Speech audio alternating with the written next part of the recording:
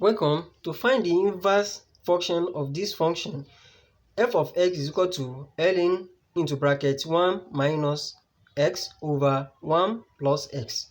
Solution. Now, let's make f of x as y equals ln into brackets 1 minus x over 1 plus x. So, remember that ln is natural log, which is log in base e. So this will now be y equals to log base e into 1 minus x over 1 plus x.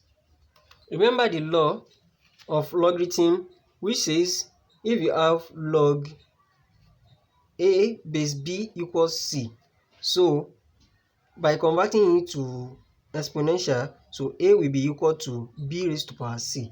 So by using this law, this will become e raised to power y equals 1 minus x over 1 plus x.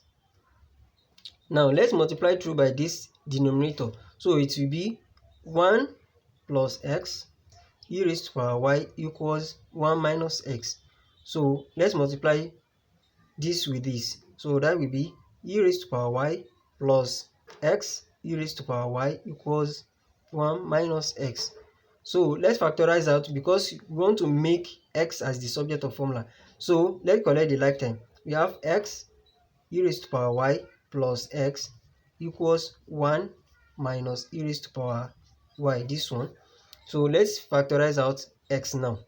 X into e raised to power y plus 1 equals 1 minus e raised to power y. So let's divide through by this. So we have x equals 1 minus e raised to power y over e raised to power y plus 1, or it's the same thing as 1 minus e raised to power y over 1 plus e raised to power y. Inverse function now of x. Our inverse of x will be the same thing as x, but y will turn to x. So that will be 1 minus e, this y will become x over 1 plus e raised to power x. So this is our value for inverse of x in this question. Thank you for watching.